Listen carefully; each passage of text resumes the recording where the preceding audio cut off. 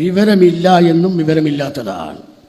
ഒരു ആൾക്കാർക്ക് വിവരമില്ല, ഓൻ കുറ്റക്കാരനല്ല, ഓനെ നമ്മൾ പേടിക്കും വേണ്ട. പിന്നെ നമ്മൾ പരിപാടി സംഘടിപ്പിക്കുന്നത് ഓല് നേരാവിച്ചിട്ടല്ല, ഓല് നേരാവൂല.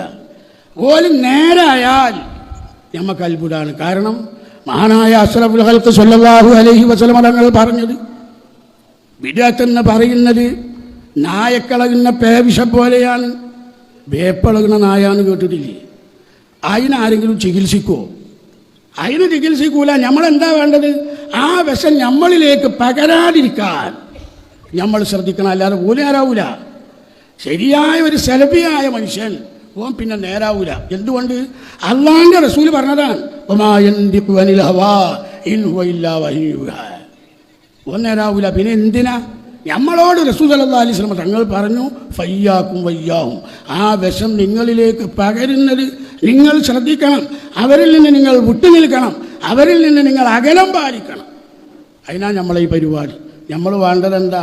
ഓൻ നമ്മളെ സുഹൃത്തേക്കാരും അറിയാതെ നമ്മൾ വേപ്പ് പിടിച്ച നായെന്ന് അറിയാതെ ചെന്ന് നിന്നു, ആ നായ ഒന്ന് തോണ്ടി അല്ലെങ്കിൽ ഒന്ന് മാന്തി നമ്മൾക്കതളകും എന്നതുപോലെ നമ്മൾ അവരുമായി സൗഹൃദം പങ്കിട്ടാൽ അടുത്ത സമയത്ത് ആ വിഷം നമ്മളിലേക്ക് വരും. എന്തുകൊണ്ട്? അനിൽ മർഇ ലാ തസ്അൽ വസൽ അൻ ഖരീനിഹി വകുല്ലു ഖരീനിൻ ബിൽ മുഖാറനി യഖ്തദി. കൂട്ടുകാരൻ ആരാ? അതെപ്പോഴും ശ്രദ്ധിക്കണം.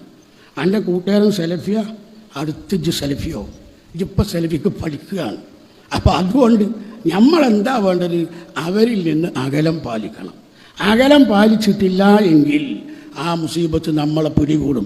ആ മുസീബത്ത് പിടികൂടിയാൽ അതിൻ്റെ ദുരന്തം എന്ത് സത്യം പറഞ്ഞാലും മനസ്സിലാവില്ല. ഒരു വഹാബിയായ മനുഷ്യനെ വിളിച്ചിട്ട് ആയത്തിൽ ഇങ്ങനെ ഇല്ല, അതിൽ ഇങ്ങനെ എന്ന് പറഞ്ഞു പോകും, ഉത്തരം മുട്ടിയാലും ഓൻ നേരാവില്ല. കാരണം ഓൻ എന്ത് പറഞ്ഞാലും മനസ്സിലാകുന്ന അവസ്ഥയല്ല അവനുള്ളത്. അപ്പം അതുകൊണ്ട് നാട്ടുകാരായ ആളുകളോട് പറയാനുള്ളത്, അങ്ങനത്തെ ആളുകൾ നമ്മളെ കുടുംബക്കാരായിരിക്കാം, നമ്മളെ ആത്മസുഹൃത്തുക്കളായിരിക്കാം, അവരുമായി നമ്മൾ ബന്ധപ്പെടുന്നതിനൊരു പരിധി വേണം. അല്ല എങ്കിൽ നമ്മൾ അറിയാതെ ആ വിഷം നമ്മളിലേക്ക് പകർന്നാൽ, സലഫീസം എന്ന് പറഞ്ഞൊരു ബിദ്അത്ത് മാത്രമല്ല, ഒരു ഭീകര പ്രസ്ഥാനമാണ്.